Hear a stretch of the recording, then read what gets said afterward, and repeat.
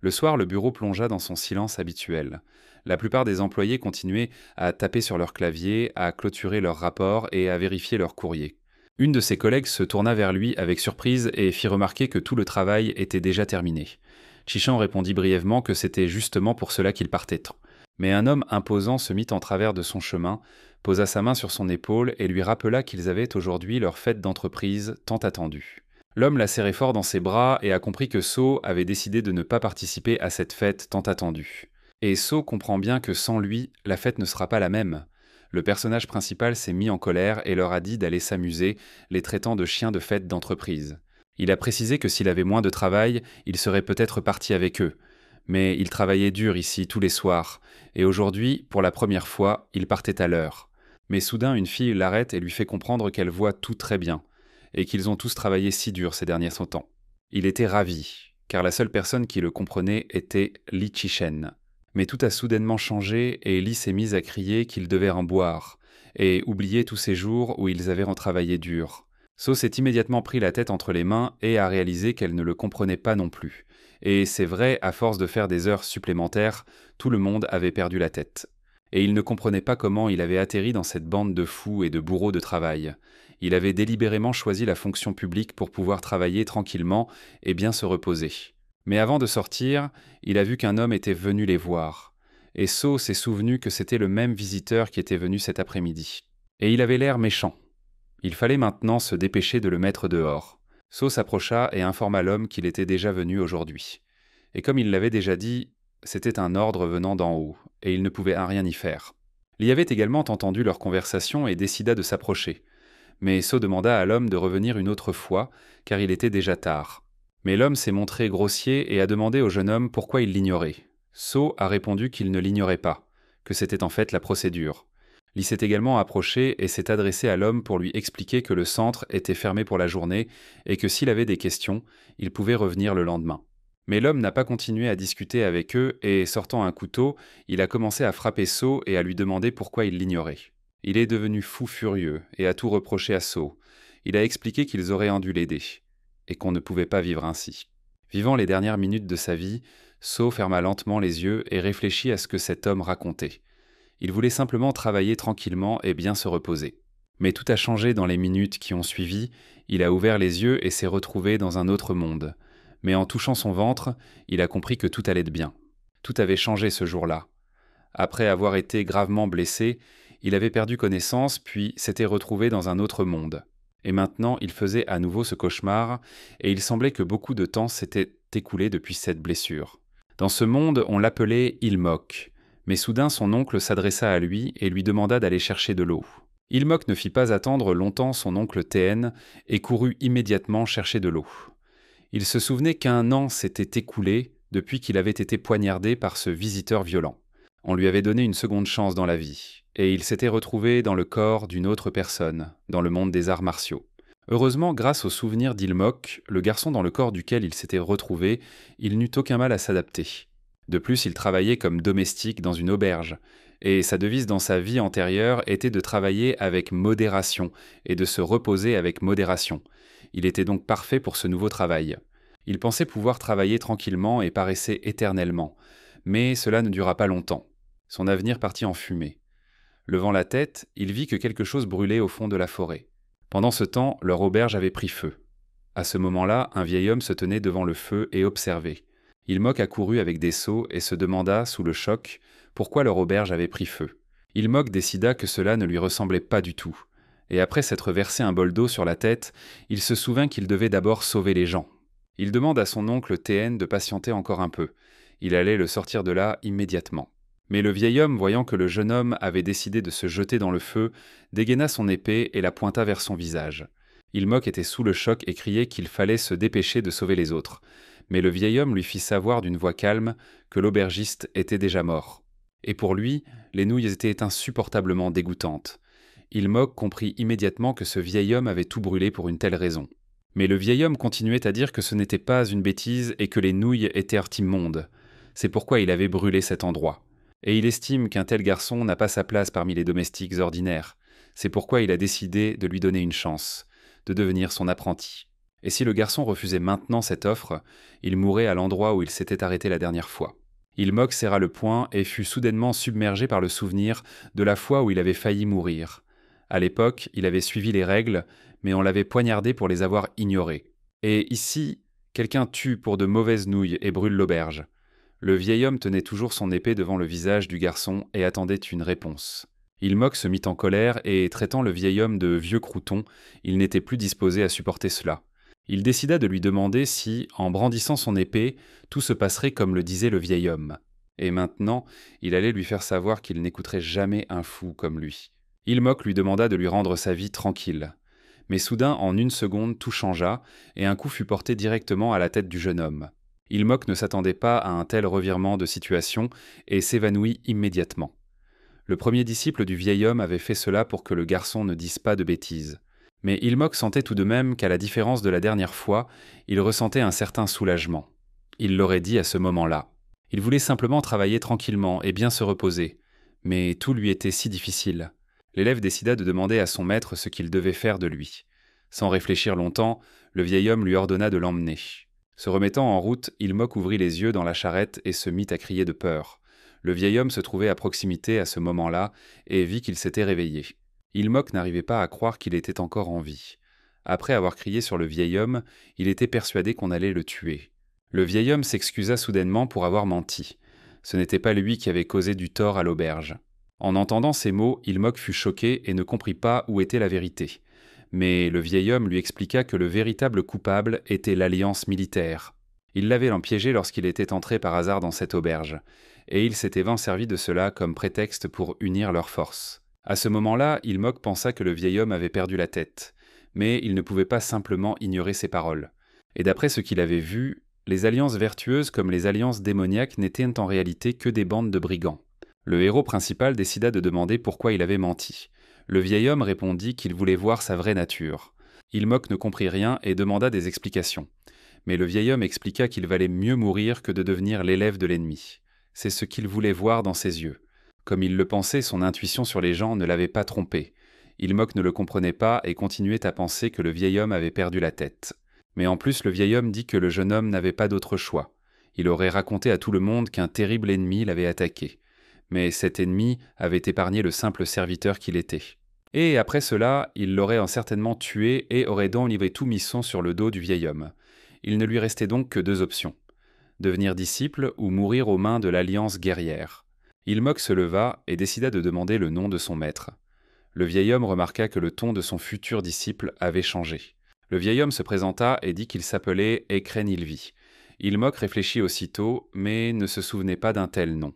Mais le vieil homme expliqua que le jeune homme le connaissait peut-être sous son surnom. Dans les plaines centrales, on l'appelait généralement le démon céleste. Dans la plupart des romans, le démon céleste est soit le personnage principal, soit le boss final, symbole d'une puissance de combat incroyable, comprit Ilmok. Il est également le chef d'un culte démoniaque. Selon l'œuvre, il peut s'agir d'une secte du soleil et de la lune, d'une secte des mines ou autre. En bref, cela signifie simplement le chef du culte. La seule chose sur laquelle tous s'accordent, c'est qu'il est incroyablement puissant. À leur époque, les cultes sont impliqués dans toutes sortes de crimes. Il ne voulait donc en aucun cas s'impliquer dans cela. Mais Ilvi se demanda quelle était cette vie tranquille dont il parlait. Ilmok répondit que c'était simplement le désir de vivre paisiblement. Et il se dit que si ce n'était pas une expression courante, tout ne serait peut-être pas si mal. Mais soudain, le conducteur de la charrette annonça qu'ils étaient arrivés. Ilvi décida alors de demander le nom de son nouvel élève. Le garçon répondit que s'il n'avait pas de nom de famille, il s'appelait simplement Ilmok. En sortant dans la rue, le garçon fut surpris et Ilvi l'emmena dans une secte. Les élèves saluèrent immédiatement le seigneur de tous les démons et lui demandèrent de leur accorder le salut. Ilmok était sous le choc, car la secte était plus importante qu'il ne l'avait imaginé. Voilà donc ce que c'était que d'être à la tête d'une secte. Cela le déconcerta quelque peu, mais le démon céleste était un guerrier puissant. Et peut-être que tout ne serait pas si mal. Ilvi lui montra l'endroit et lui dit qu'il s'appelait le pavillon Pungam. Et si le garçon devenait son disciple, ce domaine serait sa maison. Et il devait rester ici jusqu'à ce qu'il se décide. Il s'occuperait personnellement de ceux qui avaient envoyé des assassins à l'auberge et lui ferait rapport. Après tout, à cause d'eux, le garçon avait perdu celui qui était comme un père pour lui. Ses blessures émotionnelles devaient être très profondes. Peu importe qu'il devienne son disciple ou non, il lui jure sur son nom de démon céleste qu'il l'aidera. Ilmok tomba immédiatement à genoux devant son maître et le remercia pour son aide. Ilvi fut surpris et pensa que le garçon avait déjà pris sa décision. Le garçon répondit que tout était vrai et qu'il ferait comme son maître le lui avait dit. De toute façon, il n'avait pas le choix. Il ferait tout ce qui était en son pouvoir. Ilvi se réjouit et dit que le garçon avait pris la bonne décision. Cependant, il devait prendre soin de tous les adeptes de leur culte divin. Et à partir d'aujourd'hui, il lui assignerait un assistant. Et cet enfant lui enseignera les coutumes de leur culte. Ilmok comprit tout et remercia le maître. Ilmok s'attendait en fait à cela de la part du culte. Il ne perde vraiment pas de temps. Et il semble que cette fille soit son assistant. Le garçon la regarda attentivement et trouva qu'elle ressemblait à une star, et une telle fille allait s'occuper de ses affaires quotidiennes. Il se donna une tape sur la tête et se ressaisit. Après tout, compte tenu de sa vie passée, il avait déjà plus de 30 ans, et il était tout simplement inacceptable pour lui de rester à regarder une telle fille. La jeune fille s'approcha de lui et lui fit comprendre qu'elle était ravie de faire la connaissance du jeune monsieur Ilmok. Elle se présenta et dit qu'elle s'appelait Shin Aen et qu'à partir de ce jour, elle serait à son service. Ilmak pensa qu'il aurait dû réfléchir plus calmement. Mais son corps avait 15 ans, et la différence d'âge n'était pas si grande. Aen s'excusa d'aborder ce sujet dès leur première rencontre. Mais à partir de cet instant, il devait commencer à se préparer pour entrer au Magwan. Ilmak ne savait même pas ce qu'était le Magwan. Elle lui expliqua qu'il s'agissait d'un établissement d'enseignement supérieur où seuls les membres les plus éminents du culte étaient admis à l'âge de 16 ans. Et tous les hauts dignitaires de leur culte sont des diplômés du Magwan. De plus, il est l'élève du Seigneur lui-même. Et pour ne pas déshonorer le démon céleste, il devait entrer dans leur bal. Ilmok comprit que cela ne semblait pas très facile. Aen, comme elle l'avait entendu dire par le jeune maître, avait en réalité peu de temps. Mais il ne fallait pas s'inquiéter. En voyant qu'elle avait changé de barrette, il réfléchit et ne comprit pas ce que cela signifiait. Et d'où venait soudainement cette atmosphère? Aen disait qu'elle rendrait son maître plus fort. Le soir venu, Aen veillait à ce qu'il fasse tout correctement, et écrit les mots qu'elle lui avait demandé de dire. Ilmok était fatigué et ne pouvait plus crier les mots qu'on lui avait appris. Mais Aen surveillait tout et disait que sa voix était trop faible et qu'il devait répéter encore une fois. Ilmok faisait des pompes avec un poids sur le dos et répétait que l'apparition du démon céleste était la soumission de 10 000 démons. An observait et corrigeait ses erreurs en lui disant de tendre les bras. Mais Ilmok ne supporta pas un tel poids et tomba par terre. En voyant cela, Aen lui demanda immédiatement ce qu'il faisait et lui ordonna de se relever immédiatement. Le garçon était sans force et répondit qu'il ne pouvait pas le faire. Mais Aen estimait qu'il n'avait pas un couteau sous la gorge, donc il valait mieux qu'il se relève. Mais le personnage principal pensait autrement et sentait qu'il avait un couteau sous la gorge. Aen lui répondit qu'il avait lui-même choisi le culte divin. Le personnage principal ne pensait pas vraiment cela. Henna le releva et lui demanda de serrer les dents et de supporter. Ilmok, épuisé, leva les yeux et pensa que tous les membres du culte démoniaque n'étaient que des fanatiques. Aen l'a pris dans ses bras et a estimé qu'en réalité, l'entraînement du jeune maître Ilmok avait largement dépassé les limites des capacités d'un homme ordinaire. Son corps n'avait jamais connu les arts martiaux. Le simple fait qu'il ait pu aller aussi loin prouvait que son corps était béni par les cieux. Et le démon céleste a repéré un tel talent.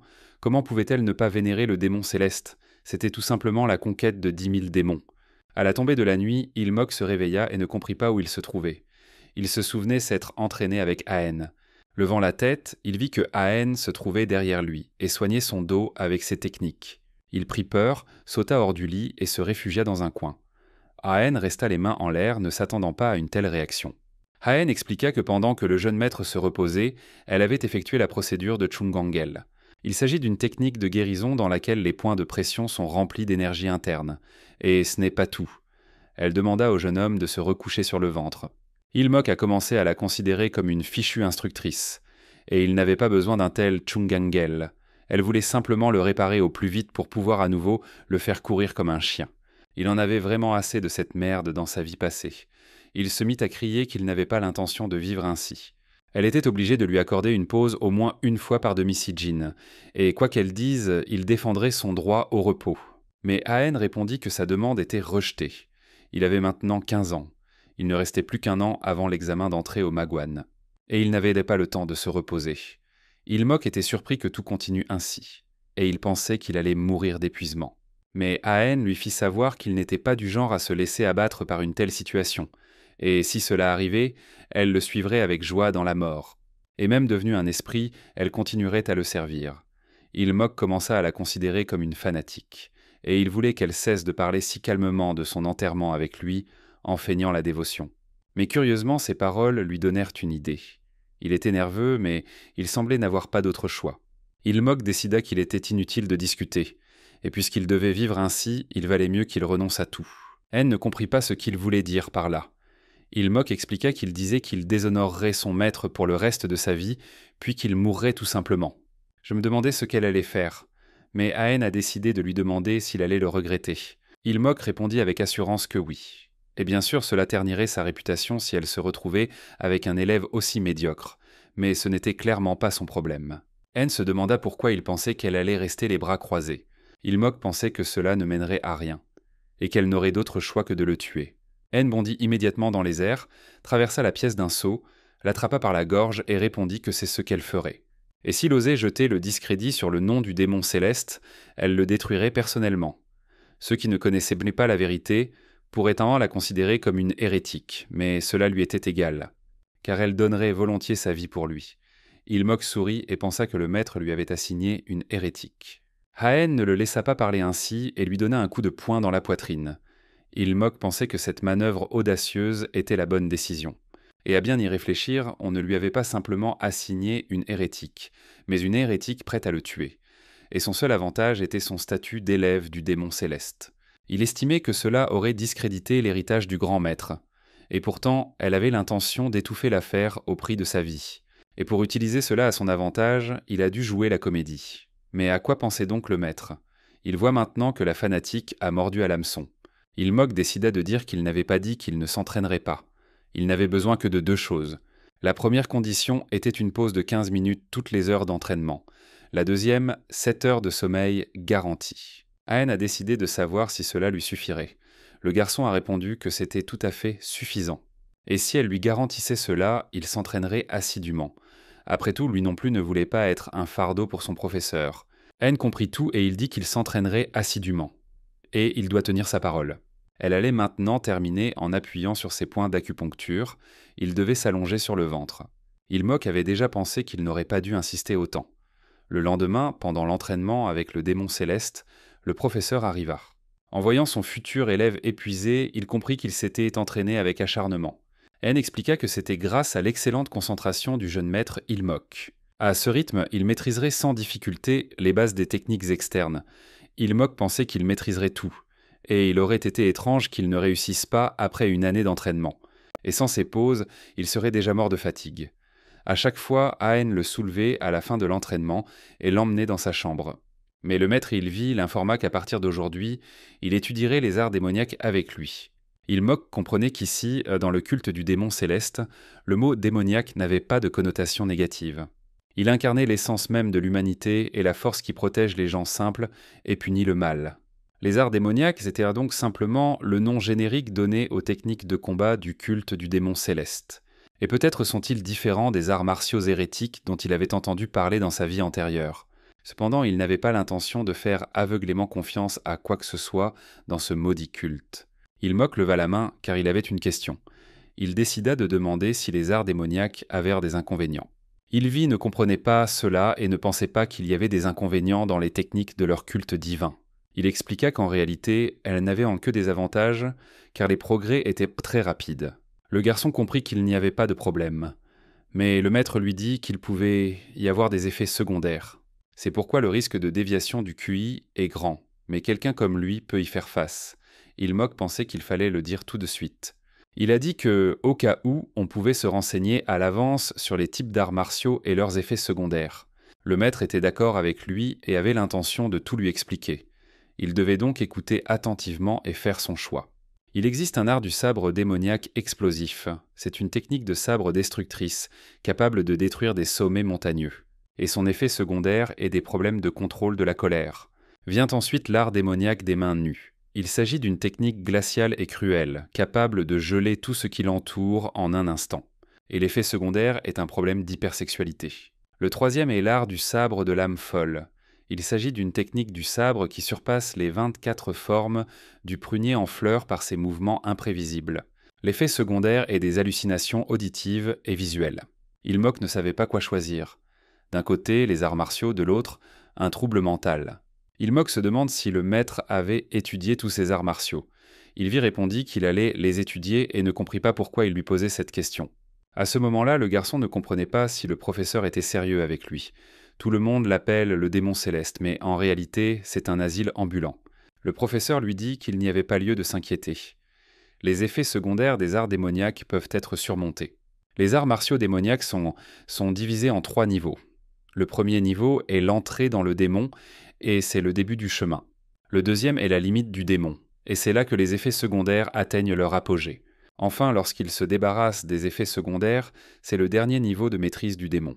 Ilmokus demande alors « Et si quelqu'un ne parvient jamais à vaincre le démon au cours de sa vie ?» Le maître posa sa main sur son épaule et répondit que c'était précisément pour cette raison qu'il l'avait choisi.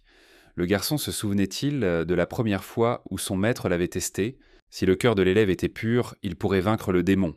Ilmoku se mit à réfléchir à ce qui se passerait s'il n'y parvenait pas. Le maître lui demanda de se décider. Quel art martial allait-il choisir ? Ilmok comprit que son maître lui proposait de choisir immédiatement. Dans ce cas, il voulait apprendre l'art du sabre qui vole les âmes. L'art du sabre qui vole les âmes se caractérise par des mouvements continus et fluides. On dit qu'il vole l'âme de l'adversaire, d'où son nom. Son effet secondaire est un trouble obsessionnel compulsif. Et il pense qu'il pourra gérer une obsession modérée, c'est pourquoi il l'a choisi. De plus, il vaut mieux viser la perfection pour augmenter ses chances de survie. Mais il ne sait pas si tout se passera comme prévu. Le maître lui a immédiatement proposé de commencer par les positions de base, et il va les lui montrer lentement. Il demande à l'élève de regarder attentivement. Ilmok s'est approché de Haen et a pris son épée. Le maître a commencé à lui montrer la première technique de l'art du sabre appelée vol d'âme, extraction de l'âme. Et il ordonne à l'élève d'être attentif. Ce mouvement consiste à extraire l'épée tout en bloquant l'attaque de l'adversaire. Et d'abord, il doit reculer sa jambe droite. Et en même temps, il doit dégainer son épée selon la trajectoire du coup, repousser l'attaque et se préparer au mouvement suivant. Le maître lui demanda s'il était capable de répéter le mouvement. Ilmok répondit que oui et trouva que l'explication semblait compliquée, mais qu'en réalité, il suffisait simplement de sortir l'épée de son fourreau. Ilmok a essayé de le démontrer et, en tirant la main pour sortir l'épée, s'est arrêté au milieu du mouvement. Il fut très surpris. Le maître s'approcha et lui dit que ce n'était pas seulement une question de main qui tenait l'épée, il devait également surveiller l'angle d'inclinaison de l'épée et du fourreau. Ilmok comprit tout et réussit dès le deuxième essai. Le professeur le félicita, car il avait bien réussi. Il l'informa qu'il allait compliquer un peu les choses et demanda à son élève de répéter après lui. Ilmok commença à s'entraîner avec son professeur et comprit tout parfaitement dès la première fois. Il sentit lui-même qu'il réussissait tout, et se réjouit d'être jeune et d'apprendre vite. Le maître décida de lui dire qu'il allait maintenant donner un coup d'épée lent, et qu'il devait utiliser l'extraction de l'âme pour parer le coup. Ilvi commença à manier son épée et Ilmok, voyant cela, réagit immédiatement et la repoussa d'un mouvement de la main. Le maître a apprécié cela et lui a demandé de continuer ainsi.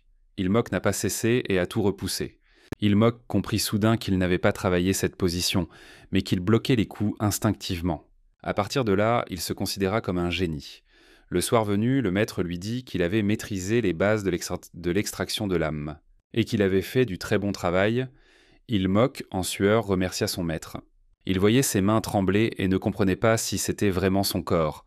Le dernier coup du maître fut si rapide qu'il eut du mal à le suivre, et il l'a repoussé sans la moindre hésitation. Mais le maître a décidé qu'il passerait le temps restant à lui enseigner comment travailler avec son énergie interne. Ilmok était prêt à tout, peu importe ce qu'il fallait faire. S'asseyant en position du lotus, le maître lui expliqua que, comme il avait commencé tard, il l'aiderait personnellement à faire circuler son énergie. À partir de ce moment, son énergie interne circulerait dans ses méridiens selon la technique de l'art du sabre qui vole les âmes. Il ne devait manquer aucune sensation et suivre uniquement ses flux. Ilmok commença à ressentir des sensations étranges. Quelque chose qu'il n'avait jamais éprouvé auparavant s'éveillait en lui. Et la force intérieure du maître, douce mais irrésistible. Et grâce à cette leçon inestimable, il a pu mémoriser le flux d'énergie interne et la disposition des méridiens. Quelques minutes plus tard, le maître le félicita d'avoir emprunté la voie de l'art du sabre qui vole les âmes. Ilmok se réjouit immédiatement d'avoir réussi à former un noyau énergétique de la taille d'un haricot. Le maître lui dit que maintenant qu'il était entré dans le domaine du démon, il devait s'efforcer de le surmonter. Et comme il voyait que son élève avait très bien progressé, il lui dit qu'il dînerait aujourd'hui avec les autres élèves. Tout le monde se réunirait dans la salle principale. Et le maître pensait que c'était le moment idéal pour faire connaissance. Ilmok répondit qu'après s'être lavé, il se rendrait dans les appartements du maître. Le maître accepta ses paroles et lui fit comprendre qu'il attendrait son élève. Ilmok était surpris qu'on l'invite déjà à dîner. De plus, il comprenait qu'à l'avenir, ils deviendraient en ses rivaux. En entendant cela, Haen lui fit comprendre qu'elle l'aiderait à se préparer. Ilmok accepta ses paroles et la remercia. Il comprenait qu'au final, il devrait en se battre à la place du démon céleste. Et lui, il voulait simplement vivre tranquillement et en paix. Mais Ilmok était curieux de savoir quel art apprenait Madame Shin. La jeune fille répondit qu'elle apprenait l'art du petit gel. Le jeune homme comprit alors pourquoi du givre apparaissait sur elle. Haen confirma ses paroles et répondit que tout était vrai. Mais ensuite le garçon fut très surpris en comprenant quelque chose. Il commença à réfléchir aux effets secondaires de cet art. Pendant qu'il se lavait, il commençait seulement à s'habituer à ce que faisait Haen. Et il fallait justement qu'elle étudie l'art du petit gel, car l'effet secondaire est une luxure insatiable. Et si Chin Haen succombait à cet effet secondaire, alors tout pourrait devenir un peu plus intéressant. Haen sentit alors ses pensées et décida d'y mettre fin. Elle souleva le seau d'eau et le renversa d'un seul coup sur sa tête. Et elle lui dit pour son information que l'effet secondaire de l'art du petit gel dépendait de la personne qui le pratiquait. Ilmok fut surpris et décida de savoir quel était l'effet secondaire chez les femmes. Haen lui expliqua que chez les femmes, ou chez les hommes ayant une forte énergie yin, l'esprit devient plus vif. Ils commencent à réfléchir de manière beaucoup plus lucide qu'auparavant. Ilmok fut surpris et voulut savoir s'il n'y avait rien d'autre. Il comprenait que, comparé à d'autres arts démoniaques, celui-ci était trop doux. Haen se souvint qu'on disait que leur capacité d'empathie, des choses comme la compassion, s'émoussait. Le garçon comprenait que c'était ainsi qu'ils devenaient des psychopathes, mais après tout, cet art martial avait été créé pour punir les hérétiques. Et heureusement, ce n'était pas un effet secondaire, mais un effet secondaire. Le garçon pensait que c'était un effet secondaire du fanatisme. Le garçon a décidé de s'excuser pour ce malentendu, et il a compris que lorsqu'elle l'avait saisi à la gorge, ce n'était pas une simple menace. Elle voulait vraiment le tuer. Il devait désormais être plus prudent. Mais le plus important pour lui, commençait maintenant. Et si l'on en croit les paroles de Haen, il est le 8e disciple du démon céleste. Cependant, la moitié de ses disciples sont morts soit des effets secondaires, soit lors d'affrontements avec des sectes vertueuses. En l'incluant lui-même, il n'en restait plus que 4. Le taux de survie des disciples du démon céleste était d'environ 50%. Il comprenait que cela ne serait pas facile, mais il était prêt à survivre malgré tout. Ilmok est venu saluer son maître et ses frères aînés. Il s'était promis de ne pas mourir avant d'avoir trouvé une vie pleine de paresse et de tranquillité. Le maître lui demanda de s'approcher et ordonna aux autres de l'accueillir comme il se doit. Le maître présenta Ilmok et expliqua qu'il s'agissait de son plus jeune élève depuis plusieurs années. Soudain, un rire retentit à côté de lui. Le garçon dit qu'il était heureux de rencontrer son petit frère. Il se présenta comme étant Vijinak, son frère aîné. Vijinak maîtrisait l'art de l'épée démoniaque sanglante de Mara, mais cela avait pour effet secondaire de lui donner une rage incontrôlable. Pas une colère ordinaire, mais une véritable rage dévorante. Heureusement, il la déversa sur les maîtres des plaines centrales et les fonctionnaires corrompus, ce qui lui valut le surnom de démon fou et fit de lui l'ennemi de tout le monde des arts martiaux. Il a ainsi réussi à éviter la limite du démon de l'art de l'épée démoniaque sanglante de Mara. Et il est important de noter qu'il a seulement évité la limite du démon, mais qu'il ne l'a pas surmontée. Cela signifie que Vijinan peut exploser à tout moment. En fait, c'est une bombe à retardement. Ilmok s'est approché et a fait comprendre qu'il était honoré de rencontrer son frère aîné. Oui s'est mis à rire et lui a tapé sur l'épaule, mais le garçon pensait qu'il ne fallait pas se laisser séduire par ce sourire stupide. Mais l'ambiance n'est pas si mauvaise pour lui, et cela le réjouit. Il estime toutefois que le troisième frère devrait être plus proche de lui en âge dans sa vie passée. Il sera plus facile de s'entendre avec lui. Ilmok s'approcha du troisième frère pour se présenter, mais soudain un bâton passa près de son visage. Ilmok se tut immédiatement. En réponse, il entendit le troisième frère lui demander pourquoi il venait le saluer 2 fois. Il pense que son plus jeune frère est déjà en train de l'enterrer. L'art martial du troisième frère, So Fan Pen, 14 coups de l'ombre. Il possède une technique d'épée rapide et silencieuse conçue pour tuer, et son nom parle de lui-même. Pour lui, l'effet secondaire est une perception négative, en d'autres termes, la paranoïa. So Wang-pen a déjà atteint la limite du démon, et cela signifie que c'est fini pour lui, et Il-mok lui-même ne comprend pas encore pourquoi c'est fini. So a dit que le cadet l'avait salué 2 fois, et il est probablement déjà en train de lire ses dernières volontés. So a approché sa baguette de sa tête, et a décidé de savoir pourquoi il ne pouvait pas le saluer une seule fois. Il-mok a pensé que s'il ne l'avait pas salué, il serait devenu fou à cause de cela. Et maintenant, il ne sait pas quelle excuse inventer. Et quoi qu'il dise, ce type va quand même le prendre mal. Mais soudain, l'un des frères a attrapé le bâton et a dit qu'il était un farceur.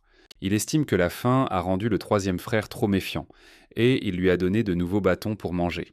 So comprit son erreur et demanda pardon. Mais l'un des frères ne comprenait pas pourquoi il devait s'excuser. Il-mok a immédiatement déclaré qu'il était lui-même responsable de ne pas connaître les règles de bienséance, et il a sincèrement demandé pardon. So lui a dit de ne pas s'en faire et a nié ses paroles. Il-mok pensa que tout le monde ici était fou. Y avait-il vraiment des guerriers normaux? Et ce devait être son frère aîné, Chongri-shu. Et peut-être le considérait-il comme la personne la plus sensée ici. Son frère aîné, Shu, lui a dit que ce n'était pas le moment de tergiverser. Il lui avait dit de le saluer en premier, et il lui avait présenté son 4e frère. Mais Shu se mit soudain à rire et à faire semblant que son 4e frère disait quelque chose.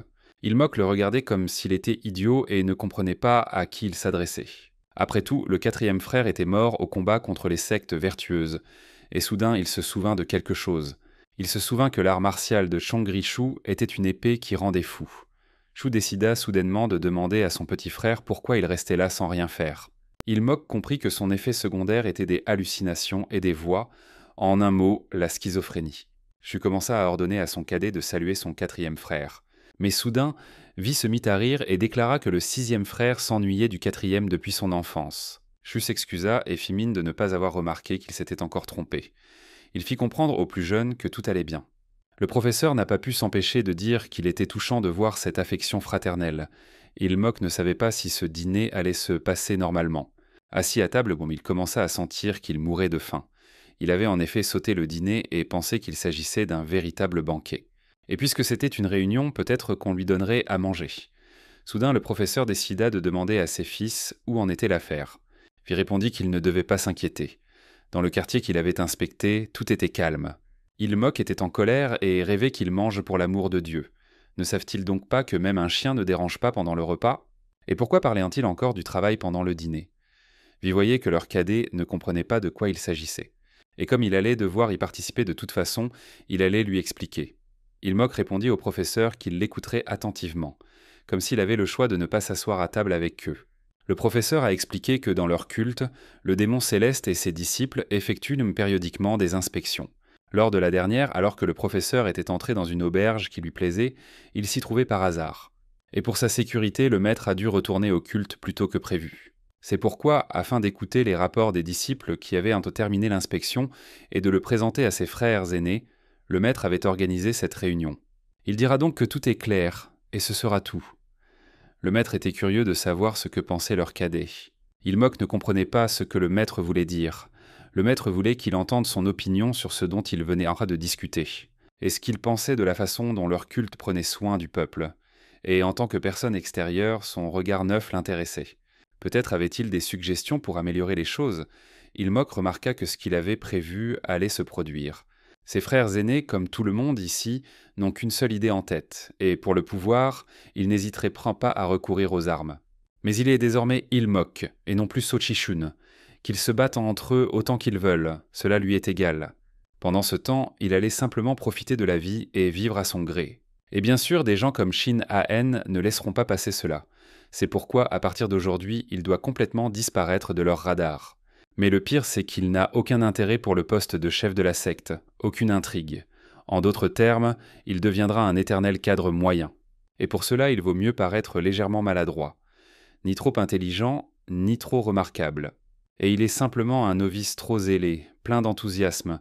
Ce n'est pas qu'il soit sans talent, mais il lui manque toujours quelque chose. Et quelqu'un qui travaille beaucoup, mais qui réussit rarement. Il fait beaucoup d'efforts, mais le résultat est nul.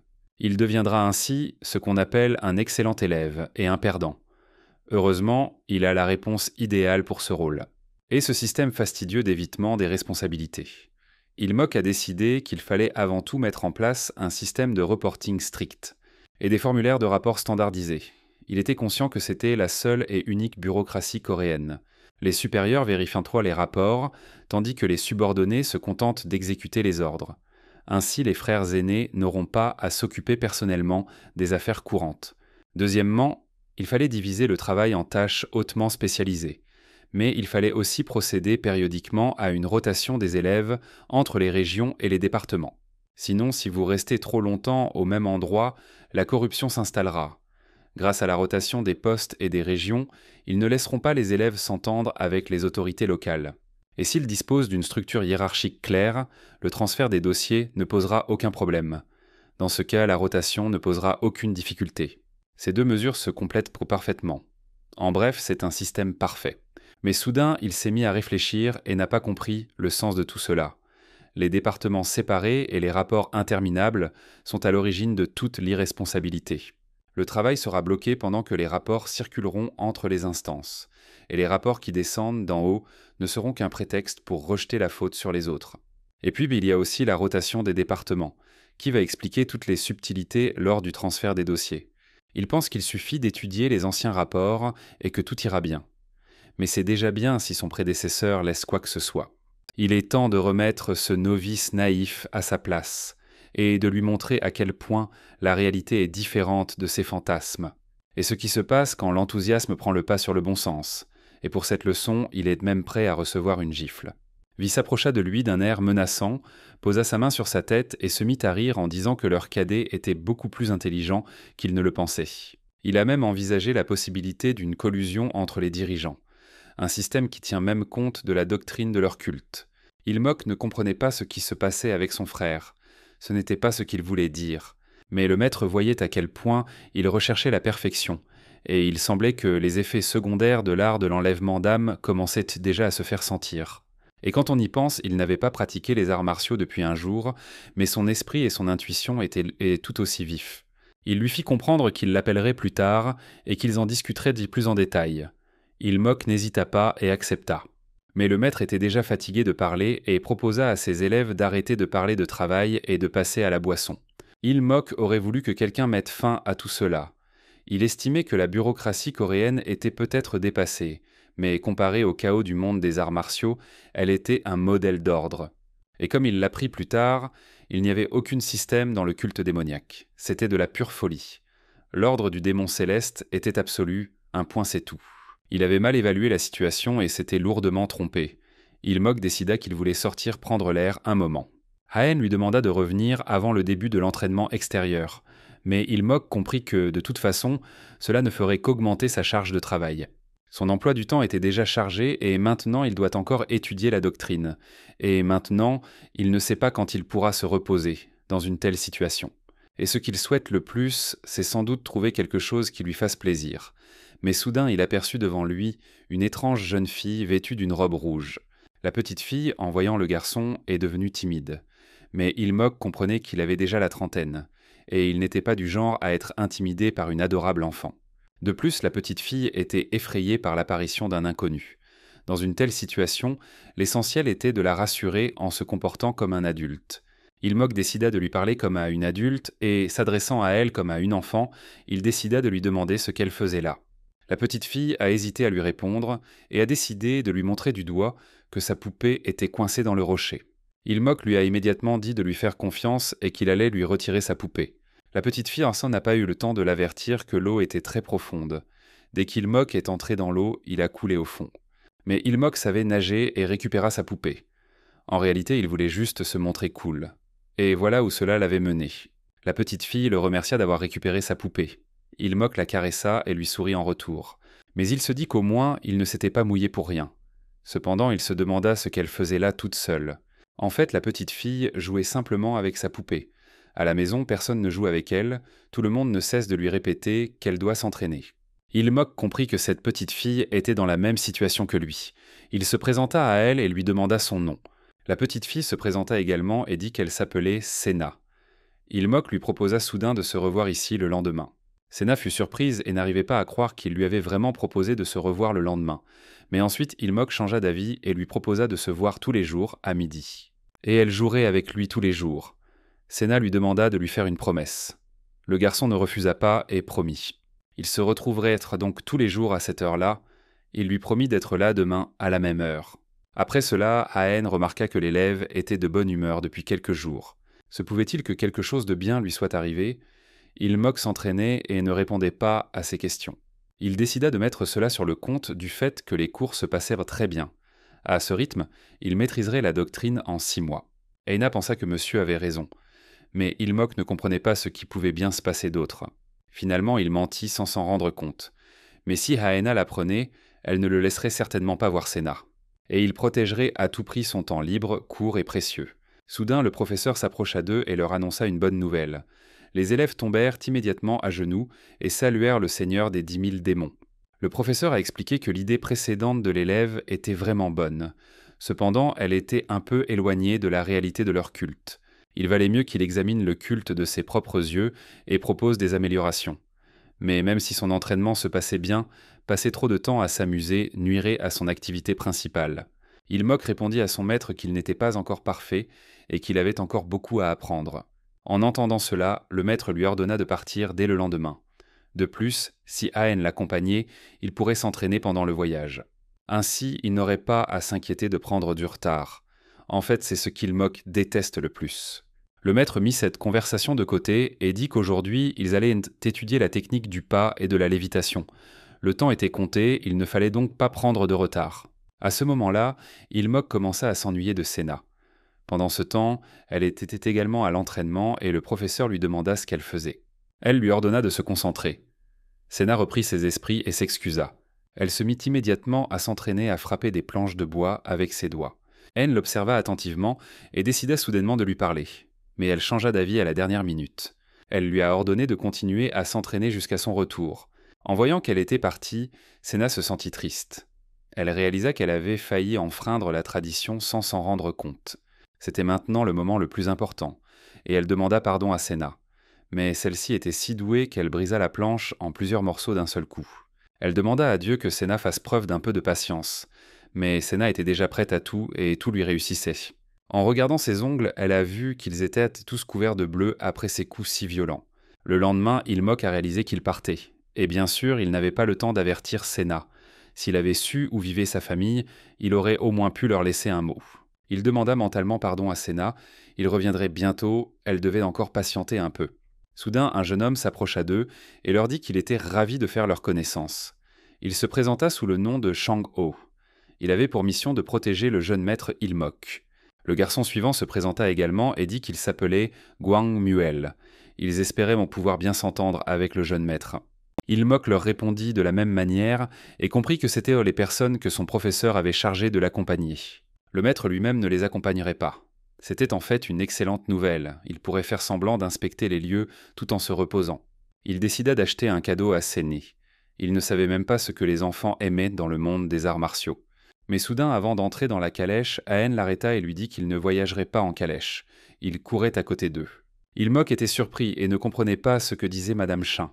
Il ne la comprenait pas. Pendant ce temps, la voiture partit, et Ilmok resta sur place et les regarda s'éloigner. Il ne perdit pas de temps et se mit à courir derrière eux. Il demanda à Madame ce qu'elle faisait. Haen répondit que cela faisait également partie de l'entraînement. Hier, il avait appris la technique du pas léger avec le démon céleste. Et maintenant, il devait suivre le rythme de la charrette en l'utilisant. Elle voyait que le jeune homme avait le dos voûté. Il devait se concentrer. Dans toutes les situations, leur posture devait rester droite. Et il ne pouvait en se reposer que pendant les exercices de respiration. Au coucher du soleil, Ilmok était déjà à bout de souffle, car il avait couru derrière la charrette pendant tout ce temps. Mais il n'a pas tenu longtemps et, juste avant le départ de Kutz, il s'est effondré sur le sol derrière la charrette. Il ne comprenait pas en quoi consistait ce repos. Même s'il s'agissait d'un entraînement, faire des exercices de respiration dans une charrette qui tremblait, il avait à peine réussi à calmer son énergie déchaînée, mais il ne s'était pas reposé. Haen l'avait relevé et estimait qu'il avait bien travaillé. Et maintenant, ils allaient immédiatement passer au nettoyage et aux exercices pour le méridien. Mais Ilmok voulait à ce moment-là un peu de décence pour lui-même. Mais Haen disait que les cours de doctrine d'aujourd'hui commenceraient dans 1 heure. En attendant, il devait être gentil et préparer le matériel. Ilmok avait beaucoup de mal à se déplacer, même si Madame l'aidait. Le lendemain, il se sentait déjà en pleine forme. Il se promenait dans la ville avec ses protecteurs. Il comprenait qu'il était vraiment utile d'inspecter le village. Pourquoi se soucierait-il d'améliorer le culte démoniaque? De plus, s'il proposait quelque chose, il aurait encore plus de travail. Et même si quelque chose lui venait à l'esprit, mieux valait faire l'idiot. Et si Hahn décidait de lui demander ce qu'il pensait de cet endroit? Le personnage principal pense que c'est un village plutôt paisible, et il ne sait pas à quoi s'occupent principalement les disciples locaux. Hahn répondit qu'il s'occupait généralement de mater les bandits ou les maraudeurs, mais comme il se trouvait à proximité du quartier général, il n'y avait pratiquement pas de bandits dans les environs. Ils aident donc les gens ordinaires qui ont des petits problèmes et font passer le message. Ilmok comprit tout et s'assit pour se reposer. Mais Hahn dit que demain, ils agiraient selon le programme. Le garçon ne comprenait pas de quel programme elle parlait. Haena répondit que tant qu'il n'aurait pas trouvé un moyen d'améliorer les choses, ne valait-il pas mieux faire le tour de tout le Xinjiang? Et le village suivant se trouvait à plus de 1000 kilomètres d'ici, ce qui signifiait, en entendant parler d'une telle distance, Ilmok lui demanda d'arrêter. Il lui a dit qu'il avait eu une idée géniale, et que cela fonctionnerait à coup sûr. Haen était surprise et a décidé de savoir de quelle idée il s'agissait. Le garçon lui demanda de lui apporter un pinceau à encre et du papier. Mais Ilmok comprenait qu'il ne pouvait pas dire qu'il n'avait aucune idée. Le problème, c'est que, étant donné les règles du culte, il ne pourrait pas réaliser même 10% de ses idées. Et pourtant, c'est mieux que rien, estime le jeune homme. Mais sous cette forme, ce n'est pas tout à fait terminé. Et d'ailleurs, cela ne va-t-il pas créer de nouveaux problèmes? Il pourrait alors s'en servir comme base et agir différemment pour le reste. Le défenseur O était choqué que le jeune homme ait écrit autant de choses après seulement une demi-journée d'observation. Et peut-être que les rumeurs sur l'esprit brillant du jeune homme étaient menfrées. Haen lui demanda s'il faisait référence au cas où le jeune maître avait proposé un système de comptabilité. O répondit que c'était exact. Il pensait que ce n'étaient que des rumeurs, mais en le regardant maintenant, il n'avait plus aucun doute. Guan pensait également qu'avoir beaucoup d'idées n'était pas toujours une bonne chose. Ces idées devaient apporter un réel bénéfice au culte. O lui donna une tape dans le dos et lui fit comprendre qu'il était trop sévère. Mais Guan pensait qu'il avait dit la vérité. Haen se rangea soudainement à l'avis du garde muel. Ce n'est pas parce qu'il y a beaucoup d'idées qu'elles sont toutes bonnes. Cependant, le jeune maître Ilmok était différent. Ho vit qu'elle croyait en lui. Mais Haen raconta que lorsqu'il s'agissait de se détendre, le jeune maître ne cédait la place à personne. Une fois en route, Haen examina le document que lui avait remis le jeune maître et estima que c'était un excellent plan. Comme l'avait dit le jeune maître, il pouvait y en retourner à la forteresse. Le démon céleste serait certainement satisfait. Mais Ilmok estimait qu'il manquait encore un élément important. Ce n'était pas encore parfait. Il ne comprenait pas ce que cela pouvait être. Il pense à l'effet secondaire de l'épée. Mais il décida que l'objectif principal était les enfants. Et il fallait traiter les enfants avec précaution. De plus, cela lui rappelait Senna. Soudain, Haen l'attrapa par l'épaule et lui ordonna de ne pas bouger. Il se demanda pourquoi elle réagissait ainsi.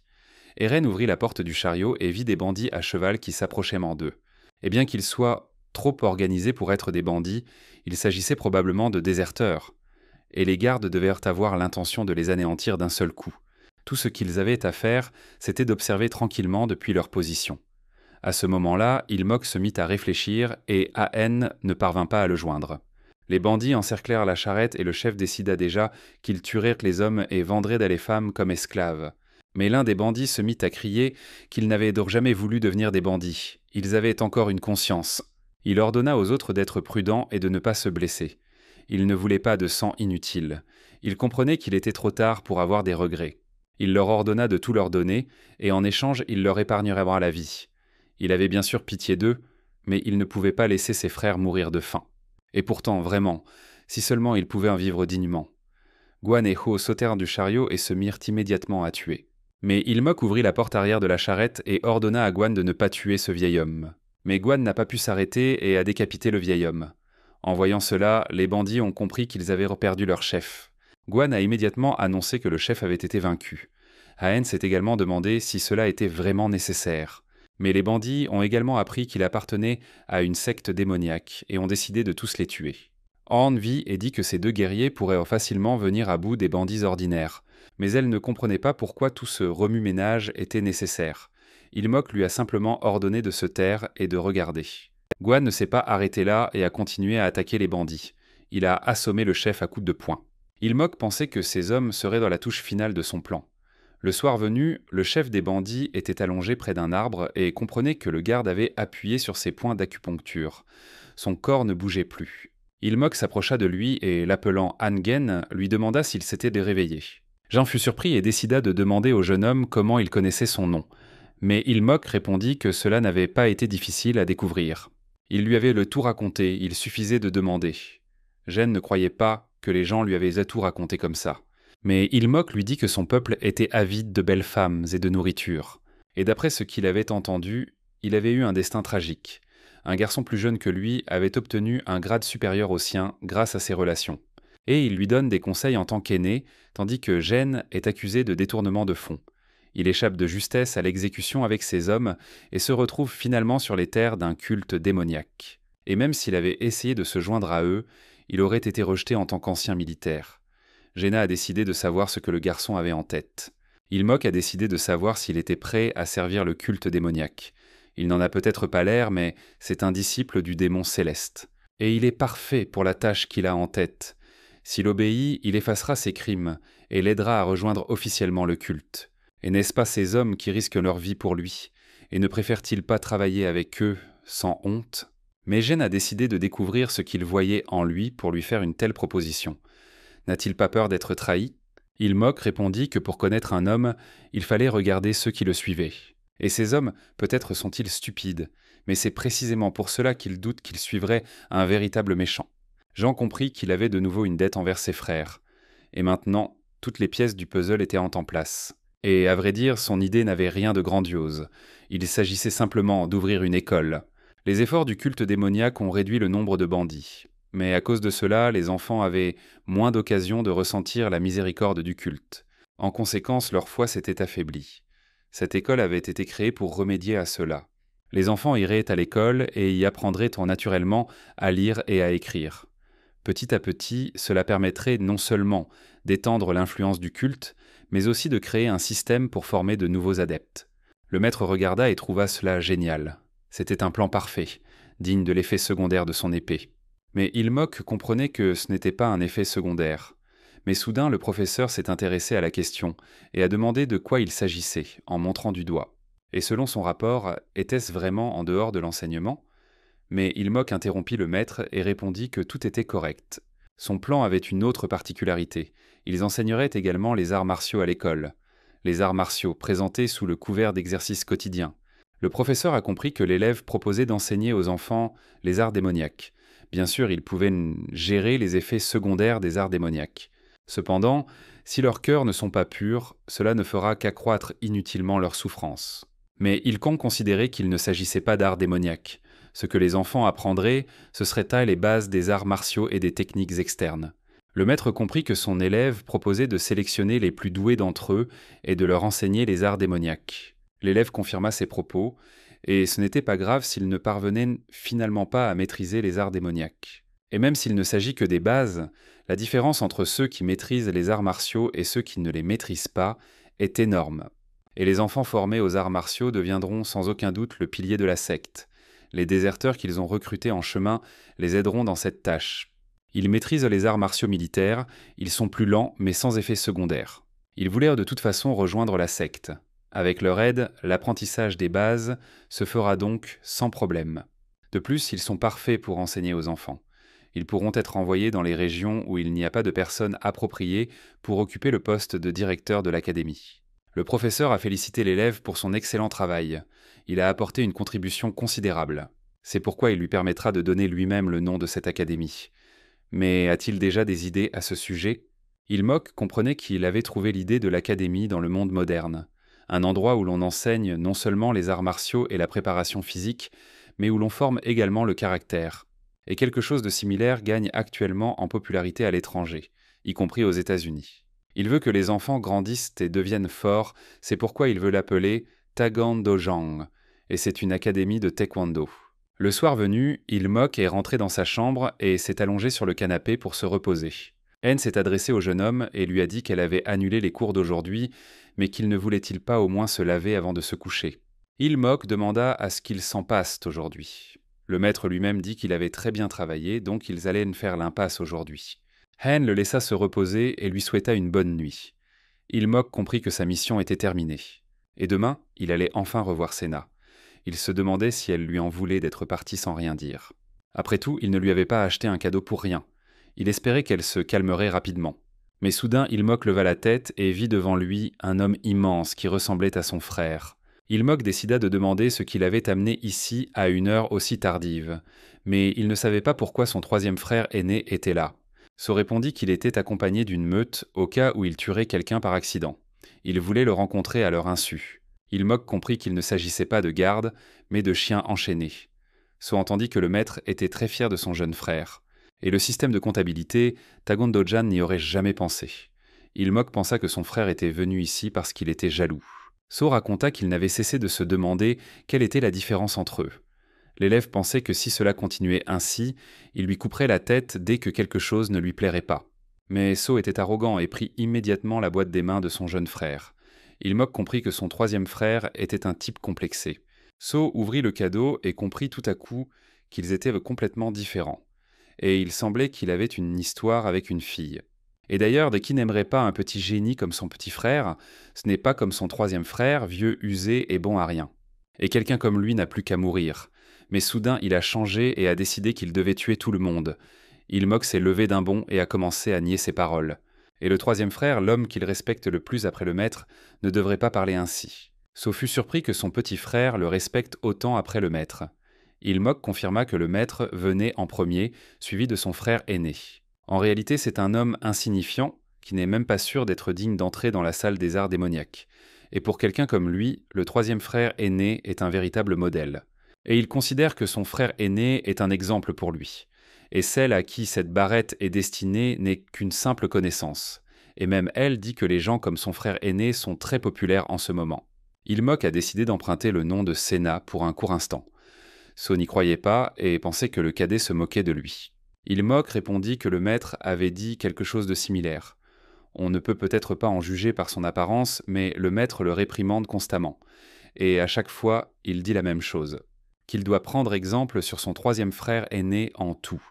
Et ces 14 coups sans ombre ne sont-ils pas la meilleure technique de meurtre au monde? Il se vantait tellement de la façon dont le troisième frère l'avait calmé. So commença à croire tout cela et à vérifier si c'était vrai. Ilmok a soudain pensé qu'il avait dit quelque chose de mal. À ce moment-là, des mouches volèrent dans la pièce et So les a coupées d'un coup d'épée. Ilmok était sous le choc et regardait bouche bée. So expliqua qu'il s'agissait du premier des 14 coups sans ombre. Il ordonna à son cadet de réfléchir à l'épée de son frère aîné et d'affiner son art. Avant de partir, il dit que c'était une soirée agréable avec son cadet, et qu'il viendrait désormais lui rendre visite souvent. Ilmok pensa qu'il valait mieux se changer. Ses vêtements étaient bons les tremper jusqu'aux os. Le lendemain, Ilmok dit à la jeune fille qu'après le repas, il irait se promener. Il savait qu'aujourd'hui, il allait enfin revoir Senna. Il n'avait presque pas dormi à cause de son troisième frère, alors aujourd'hui, il allait prendre soin d'elle. Mais soudain, Aen lui demanda d'attendre un peu. L'élève fut surpris et décida de demander ce qui se passait. Aen lui expliqua que l'élève n'avait pas pu étudier la veille. Elle voulait donc rattraper son retard aujourd'hui. Mais Ilmok répondit qu'il voyait que Madame Chin avait également besoin de temps pour se remettre. Mais il ne comprenait pas pourquoi elle agissait ainsi avec lui. Aen lui expliqua que les progrès du jeune homme étaient bien plus importants qu'elle, et qu'il y avait peut-être une autre raison pour laquelle il ne pouvait pas étudier pour le moment. L'élève comprenait qu'il ne pouvait pas lui dire la vérité, qu'il allait rencontrer Senna. Ilmok décida de mentir à nouveau et répondit qu'il n'y avait aucune raison. Il avait simplement peur que le repas le rende somnolent. En entendant ces mots, Aen courut immédiatement tout préparer pour les cours. Il demanda mentalement pardon à Senna et promit qu'il viendrait la voir demain. Pendant ce temps, Senna se trouvait devant le clan, mais n'osait pas entrer. Assis à la table d'apprentissage, Ilmok écrivait mais se frottait les yeux en même temps. Aen le vit et pensa qu'il n'avait pas dormi suffisamment. L'élève répondit que c'était vrai et qu'il n'avait pas pu s'endormir tout de suite. Mais en réalité, c'était à cause de son troisième frère aîné, mais elle n'avait pas besoin de le savoir. Soudain, Ilmok se leva et décida d'aller prendre l'air, mais Aen décida de l'attendre dans la pièce.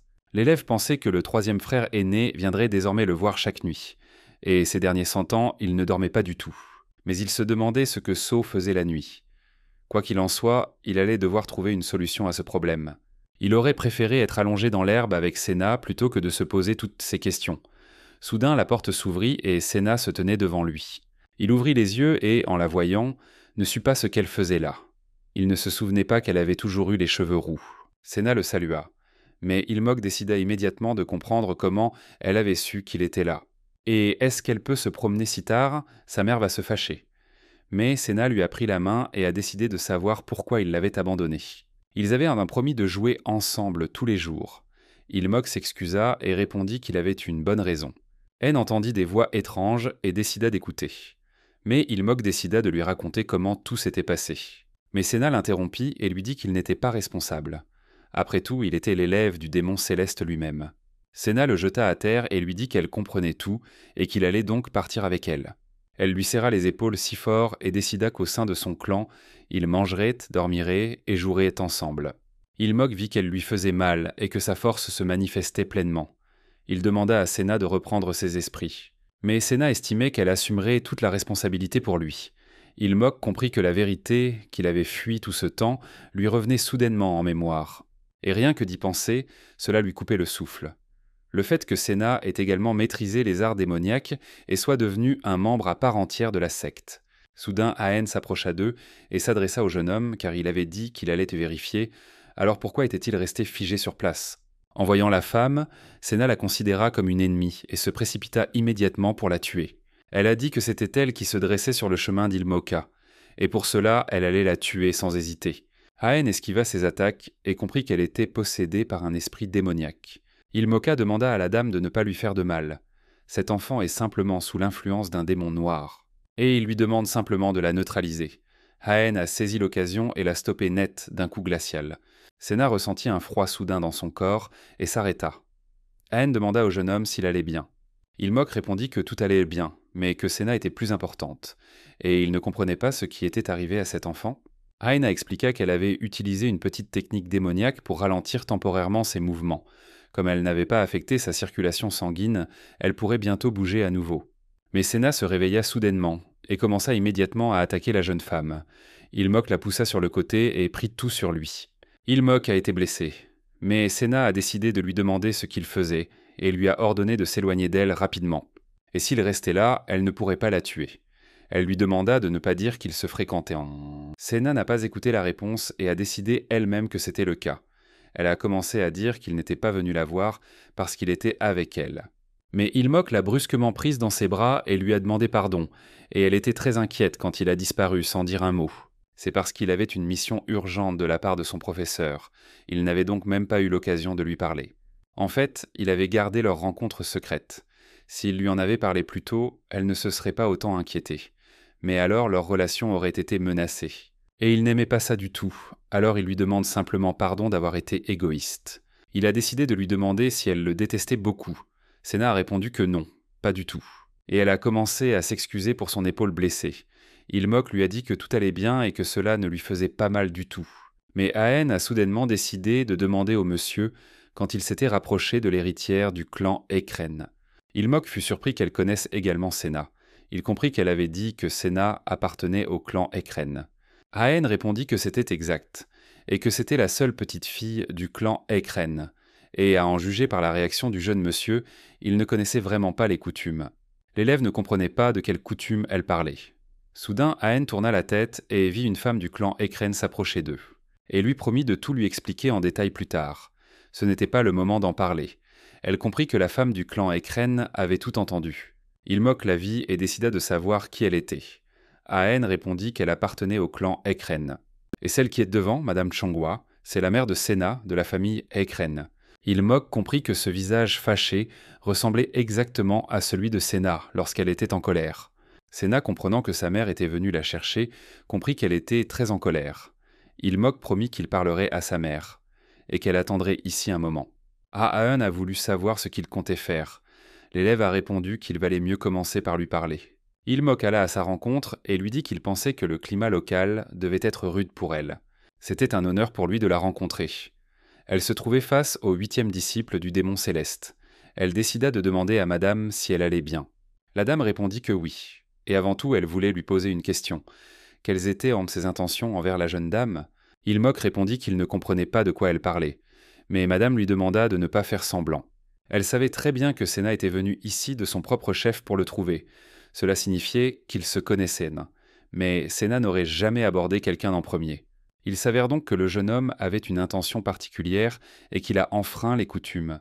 Ilmok comprit que la dame voulait dire qu'il avait attiré Senna avec une intention cachée.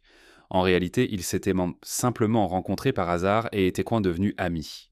Madame ne crut pas ses paroles et le lui fit comprendre par son regard.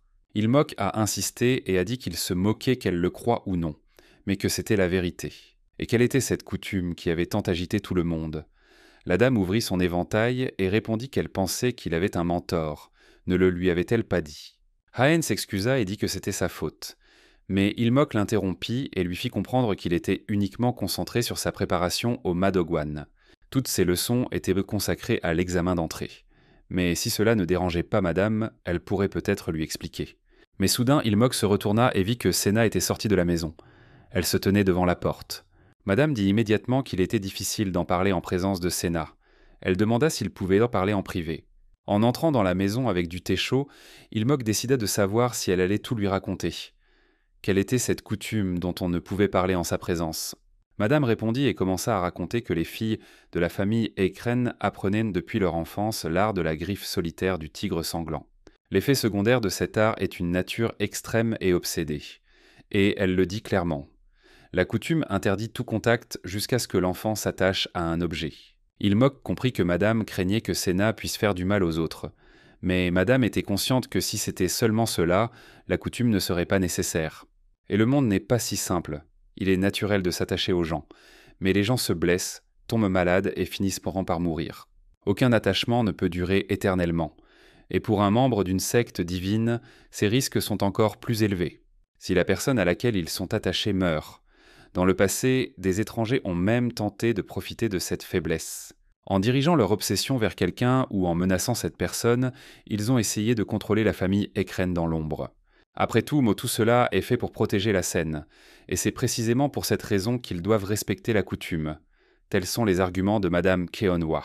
Ilmok serra les poings et ne put rien répondre, mais Madame vit qu'il avait compris et décida de partir. Elle espère qu'il n'y aura pas besoin de se dire au revoir. Mais Ilmok ne put s'empêcher de lui demander si elle avait fini avec ses excuses. La dame fut surprise et se retourna pour lui demander ce qu'il venait de dire. Il dut s'énerver et se trahir. Et s'il s'excusait immédiatement, elle ferait semblant de n'avoir rien entendu. Mais Ilmok campait sur ses positions et lui demanda à nouveau si elle avait fini de se justifier pour s'être moquée de Senna.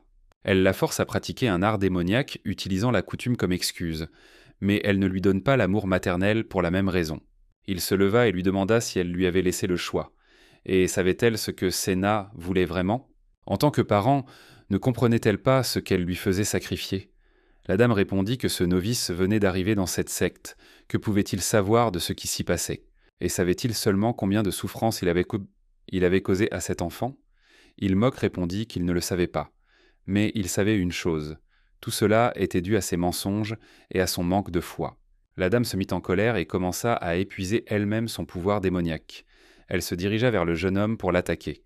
Elle voulait le tuer, mais Haen, prévoyant cela, se porta à sa défense, mais le maître lui-même accourut et se plaça devant elle. En voyant le maître, la dame s'arrêta immédiatement. Elle tomba à genoux et se mit à saluer le seigneur des démons.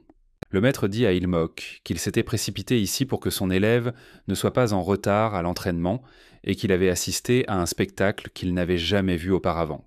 Il avait beaucoup de questions, mais pour commencer, il voulait en poser une. Il demanda à son élève ce qu'il voulait dire lorsqu'il avait osé parler d'un manque de foi dans cette secte divine. Pendant ce temps, Senna était toujours assise dans la rue et pleurait de honte. Au 2e étage, le maître était fou de rage. Le maître ordonna à son disciple de parler. Que voulait-il vraiment dire en parlant de foi ? Ilmok s'agenouilla et répondit que tous les effets secondaires des arts démoniaques pouvaient être surmontés. C'est ce que lui avait dit le maître lorsqu'il avait commencé à étudier les arts démoniaques. Et que voyait-il maintenant ? Il se comporte comme si Senna était condamnée à succomber aux effets secondaires, comme si madame ne croyait pas en son propre clan. Ilmok s'approcha d'elle et lui dit que la foi dont il parlait était qu'elle, en tant que mère de Senna, croyait un peu plus en elle. Senna est encore une enfant, mais elle n'est ni stupide ni faible.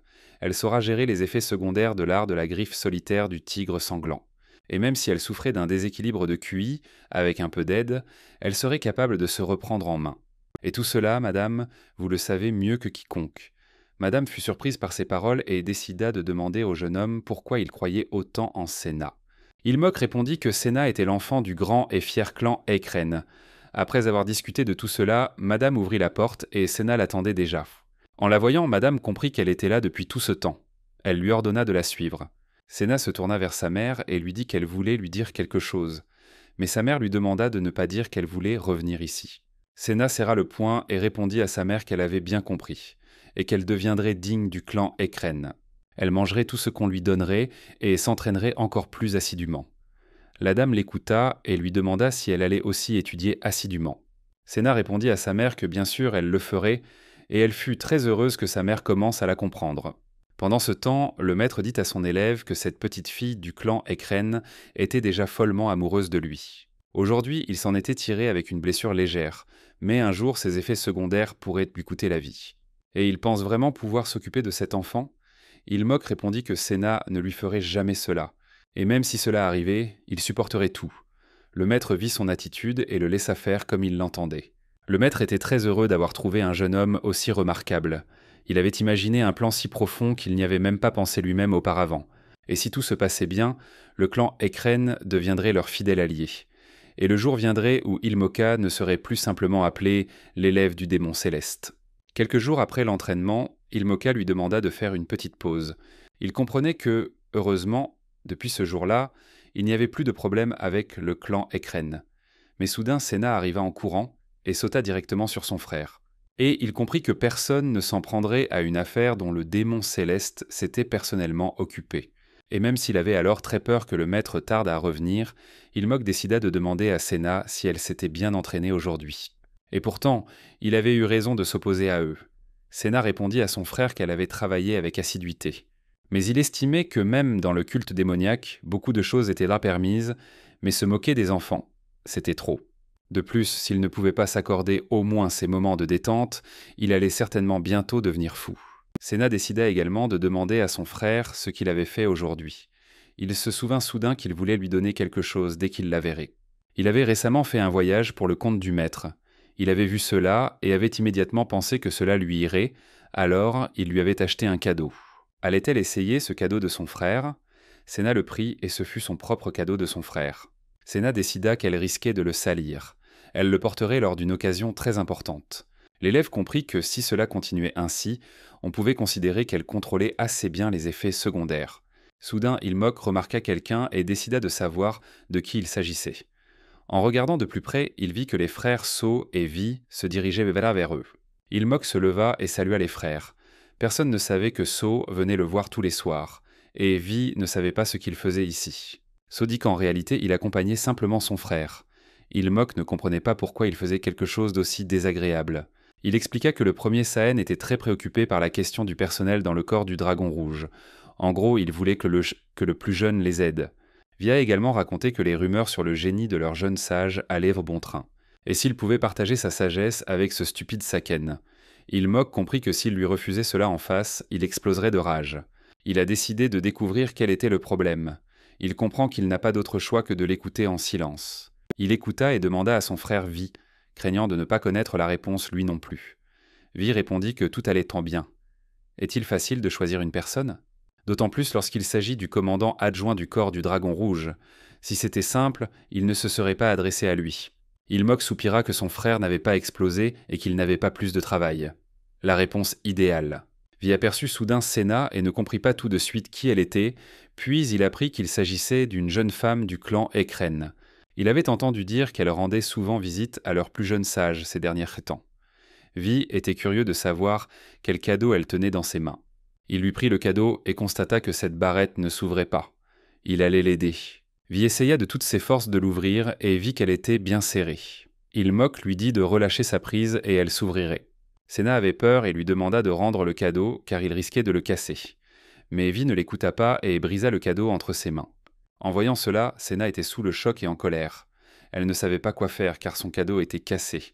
Séna décida de lui demander comment il avait osé casser le cadeau que son frère lui avait offert. Elle a menacé de le tuer, mais Ilmok a réussi à lui fermer la bouche pour qu'elle ne dise rien de plus.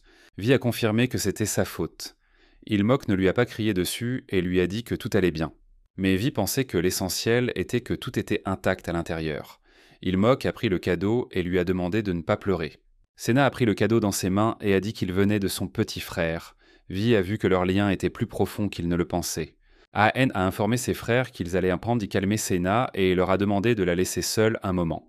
Vi a demandé pardon à son petit frère, car son stupide Saen avait causé tant de problèmes, et partait ainsi. Ils reviendraient, ils se reverraient donc bientôt.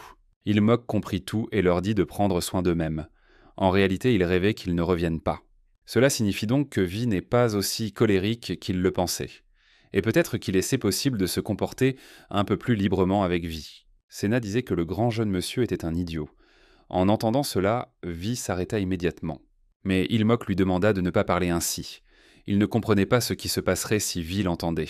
Vi se retourna et demanda ce que la jeune fille venait de dire. Ilmok ne comprit pas et lui demanda de répéter. Vi comprit ce qu'il voulait entendre et demanda à ce qu'on répète ces mots. Aen demanda au jeune homme d'attendre. Ilmok demande également à Sena de s'excuser auprès de Saen. So commença à crier au plus jeune de faire taire l'enfant. Sena se mit immédiatement à crier que le grand jeune homme était un idiot puisqu'il n'était même pas capable d'ouvrir une boîte. Ils n'ont pas eu le temps de la calmer, alors que Vi était déjà à bout et qu'Ilmok comprenait que c'était fini pour lui. Ilmok se souvenait que Vi s'était lui-même traité d'idiot une minute auparavant. Mais pourquoi était-il devenu fou furieux quand quelqu'un d'autre l'avait traité d'idiot ? Il décida qu'il fallait d'abord emmener Sena en lieu sûr. Ilmok changea de sujet et dit qu'il avait une solution. Vi se calma et ne comprit pas de quelle solution il parlait. Ilmok lui proposa l'escouade de Gérocnan. Qu'il nomme le 3e commandant de la troupe comme adjoint, c'est la meilleure solution. Vi disait qu'il était le plus faible de tous, mais cela n'avait pas d'importance. Il comprenait qu'il était trop tard pour dire que Sena ne voulait pas l'insulter. Et il estime que puisque Vi est le commandant, la puissance de combat n'est pas si importante. Changer de sujet est sa seule chance. Et il voit que le 3e commandant de la troupe est le plus doué pour le travail administratif. Il sera pour lui un soutien idéal. Vi comprit que le cadet voulait dire que, puisqu'il était idiot, il devait nommer un 3e commandant intelligent. Voyant que Vi l'attaque avec son coup, il se rend compte qu'il est trop tard pour l'esquiver. Il décide alors au moins de le bloquer. Il serra son épée dans ses mains et demanda à son corps de bouger plus vite. Mais Vi porta un coup si puissant qu'il brisa son épée en petits morceaux. Ilmok sentit que son frère était si fort, même après avoir utilisé l'épée volante, captivante. Et le fait qu'il ait pu parer le coup était déjà un miracle. Il rêvait que So fasse quelque chose à ce fou. So vit que tout allait dégénérer en combat, décida de défendre son petit frère et arrêta Vi. Mais Vi a réussi à esquiver le coup, puis a immédiatement utilisé ses poings et a frappé So. So a demandé à Saken de se ressaisir. Vi n'arrivait pas à se calmer, mais il a réussi à le tenir à distance. Plus rien ne pouvait arrêter Vi. Il était sanguinaire et prêt à tout détruire sur son passage. So comprenait que c'était de la folie. Mais il ne lui restait plus qu'à essayer de l'arrêter. Au cours de quoi une explosion se produisit après la collision. Ilmok se trouvait également dans la fumée et sentit soudain quelqu'un l'attraper par l'épaule. En se retournant, il vit que c'était Aen. Elle lui demanda s'il allait bien. Ilmok répondit qu'il allait bien et commença à s'intéresser à l'endroit où se trouvait Sena. Aen lui dit qu'elle avait appuyé sur ses points de combat et l'avait assommé. Elle avait décidé de se joindre au combat. Ilmok tenta de l'en empêcher, mais elle lui ordonna de saisir cette chance et de s'enfuir. Ilmok comprenait qu'ils étaient déjà peu nombreux. Ils devaient en appeler à l'aide ensemble, et encore moins se lancer dans le combat. Mais la différence de force était trop grande. S'il s'enfuyait seul, il pourrait peut-être survivre. Mais s'il faisait cela, ce garçon était le seul moyen de sauver tout le monde. Vi ne pouvait pas s'arrêter et commença à attaquer Aen, lançant une attaque magique avec son épée. Pendant ce temps, So était blessé et gisait sans force sur le sol. Entre-temps, Aen l'attaquait déjà, mais Vi l'attrapa par ses vêtements. Et il la jeta si fort qu'il la planta directement dans le sol. Aen ne pouvait rien faire. Vi répétait qu'ils devaient tous les tuer. Il leva son épée pour achever Aen. Ilmok vit cela et le traita d'idiot. En entendant ces mots, Vi s'arrêta immédiatement. Son petit frère lui a dit qu'il n'avait une tête que pour porter un chapeau. Et ne voyait-il pas à qui il s'adressait ? Et est-ce que son frère aîné voulait vraiment se battre ? Mais Vi est devenu fou furieux et s'est jeté sur lui en menaçant de le tuer. Et la course mortelle a commencé. En voyant cela, Ena se mit à crier au jeune homme de s'enfuir. Ilmok se retourna et se mit à courir pour échapper à son frère aîné. Elle a essayé de se lever, mais So l'a arrêtée à temps et lui a dit de se reposer. Il protégerait le plus jeune. Pendant ce temps, Ilmok s'enfuyait sans même se retourner. Il comprenait que s'il attendait simplement les renforts, tout le monde mourrait. Il fallait appeler les autres de toute urgence. C'était leur seule chance de survivre. Mais curieusement, Ilmok heurta une pierre avec son pied et tomba à terre. À ce moment-là, Vi lançait justement une attaque. Il eut simplement la chance de tomber et de sauver sa vie. Ilmok sentit son frère s'approcher de lui. Mais cela n'effraya pas Vi, qui se tenait déjà au-dessus de lui, son épée à la main. Mais So arriva à temps et leva son épée pour repousser l'attaque de son frère aîné, sauvant ainsi son cadet. So décida alors de demander quel était le plan. Ilmok répondit qu'ils devaient tous s'enfuir. Il se mit lui-même à courir tandis que So retenait son frère aîné. Il comprit que les premiers à arriver étaient ceux qui se trouvèrent à proximité.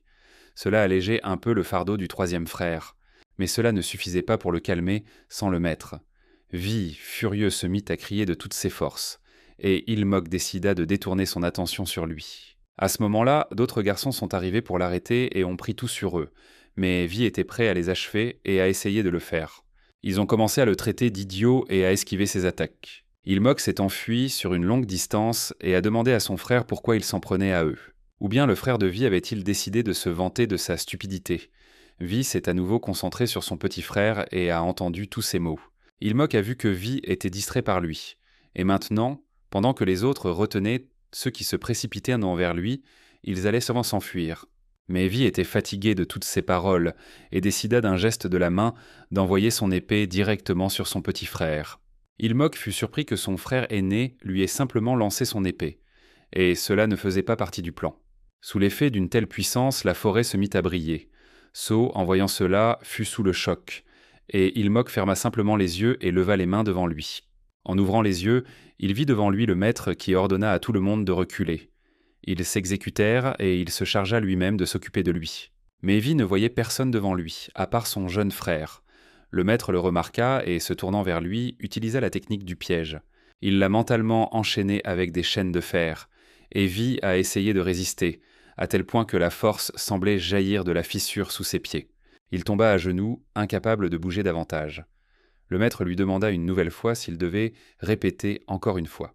Mais Vi s'en moquait. Il ne comprenait pas ce qu'il faisait et essayait de se libérer de toutes les chaînes. Mais le maître comprit qu'il ne comprenait pas et utilisa son œil magique de démon. En voyant cela, Vi se mit à dire qu'il saluait humblement le seigneur de tous les démons. En voyant cela, Ilmok s'effondra également de fatigue. So et les autres guerriers ligotèrent le frère aîné. Ilmok comprit alors que leur maître était vraiment un démon céleste. Le lendemain, la fureur de Vi fut rapidement maîtrisée. Heureusement, il n'y eut aucune victime, et sa punition se limita à un emprisonnement dans la salle de méditation. Comme c'était Senna qui était à l'origine de cette violence, même le clan Ekren ne s'opposa pas à une punition aussi clémente. Cependant, il y avait un hic. Soudain, quelqu'un frappa à la porte et il autorisa la personne à entrer. Il vit que Haen était venu et comprit qu'il ne ferait en tête jamais de pause. Haen dit qu'il commençait les cours et que monsieur devait ouvrir le livre. Ilmok leva la main et demanda à voir cela. Comment allait-il pouvoir étudier dans cet état ? Mais la dame décida de lui demander s'il souhaitait s'entraîner aux arts martiaux externes. Ce n'était pas du tout ce que le garçon avait en tête. Mais elle l'a averti que s'il faisait des efforts avec de telles blessures, il pourrait y avoir des complications. Elle comprenait son enthousiasme, mais pour l'instant, il devait prendre son mal en patience et se concentrer sur la théorie. Mais après elle, le maître entra et décida de prendre des nouvelles de son élève. Ils furent tous deux surpris que le maître soit venu les voir en personne. Haen tomba immédiatement à genoux et salua humblement le seigneur de tous les démons. Mais voyant qu'Ilmok commençait à se lever, il lui ordonna de ne pas faire d'efforts et de rester où il était. Ilmok répondit qu'il allait bien grâce à l'art des médecins. Le maître en fut ravi, mais en réalité il était venu le récompenser. Grâce à son intelligence, les dégâts avaient été minimes et ses mérites passés étaient grands. Ilmok était sous le choc, à la fois par la récompense et par la présence même du démon céleste. Et il devint curieux de savoir de quoi il s'agissait. Le maître lui dit qu'il lui offrait l'élixir de leur ordre, le Pokmadan, et en même temps, il lui donnerait plus de temps pour s'entraîner. Ilmok réfléchit et espéra que cela ne signifiait pas qu'il devrait travailler encore plus dur. Haen, quant à elle, se mit à pleurer et dit que la miséricorde du Seigneur était vraiment infinie. Le maître se souvint alors que le premier Saen voulait voir son petit frère. Et s'il n'y voyait pas d'inconvénient, il ferait une exception et les laisserait se rencontrer. Qu'en dirait le cadet ? Ilmok n'avait en réalité aucune envie de revoir ce grand Saken, mais qu'il le veuille ou non, il allait devoir le rencontrer. Il décida de vérifier si les portes de cette salle étaient solides, car si Vi se mettait à nouveau en colère, il faudrait le retenir. Immédiatement après, il grimpa avec son maître sur la montagne abandonnée où son frère aîné était emprisonné. Il suivait son maître sans crainte, mais dans sa tête, il pensait à la conversation qu'il aurait avec son frère. En sortant du coin, le maître dit qu'ils étaient arrivés. Ilmok regarda et vit devant lui d'énormes portes. Le maître décida de s'éloigner pour qu'il puisse reparler tranquillement, mais l'apprenti lui demanda d'attendre. En réalité, il ne se sentait pas à l'aise de rester seul avec lui. Et était-ce possible que Vi soit encore en colère à cause des paroles avec lesquelles il l'avait provoqué? Il frappa à la porte et, après s'être présenté, demanda si son frère aîné était là. Ilmok ne savait pas quoi faire et pensait simplement laisser les choses telles quelles. Mais la plupart de ses blessures étaient déjà guéries. Et dès qu'il remarquerait le moindre signe de ce qui s'était passé la dernière fois, il courait immédiatement vers le maître pour lui demander de l'aide. Vi se mit soudain à rire et dit que le cadet avait bien travaillé aujourd'hui. En entendant cela, Ilmok pensa que Vi était plus calme qu'il ne le pensait.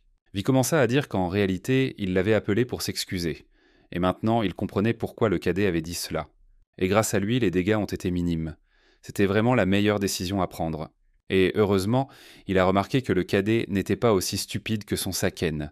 Il lui a demandé pardon de l'avoir mis dans le pétrin à cause de son caractère. Ilmok s'agenouilla et décida de demander à Vi s'il se souvenait qu'il lui avait recommandé le 3e commandant de la brigade pour le poste d'adjoint. Vi fut surpris et répondit qu'il s'en souvenait. Le cadet expliqua qu'il n'avait pas dit cela pour l'humilier. Et sait-il d'où vient l'expression « plus il y en a, mieux c'est » ? Le général Han Sin a dit un jour que Han Gaozu pouvait commander une armée de 100 000 soldats. Mais lui-même était du genre « plus il y en a, mieux c'est ». Gaozu lui demanda alors pourquoi il servait sous ses ordres. Han Sin répondit que Sa Majesté n'était pas un guerrier, mais celui qui commandait des généraux tels que lui. Ou prenons le royaume de Shuhan. Même si Zhuge Liang était un stratège de génie, leur véritable souverain était Liu Bei. L'histoire le montre clairement. Le plus important pour un leader n'est pas la stratégie, mais la capacité à gagner la confiance des gens, et de les placer là où ils seront le plus utiles. C'est précisément pour cette raison qu'il a recommandé le 3e commandant de la troupe. Grâce à son aptitude à résoudre les problèmes, toutes les petites difficultés disparaîtront d'elles-mêmes. Chacun pourra alors se concentrer sur les responsabilités d'un véritable leader. Après tout, il est destiné à diriger un jour le culte démoniaque, et maintenant, il demande à Vi de ne pas s'attarder là-dessus. Il vaut mieux se consacrer entièrement à l'entraînement, une telle concentration apportera encore plus de succès. Soudain, le maître s'approcha de son élève et lui ordonna d'arrêter, lui disant qu'il était temps de partir. Ilmok a en fait ajouté ces mots flatteurs pour qu'il ne s'en prenne plus à lui, comme sot. Il espère qu'il ne l'a pas énervé avec ça. Soudain, le maître félicita son élève. Ilmok pensait que le maître le félicitait pour avoir bien esquivé la question. Mais Vi était en réalité encore plus en colère, et sa force était visible à travers les immenses portes. Il voulait simplement tuer cet homme.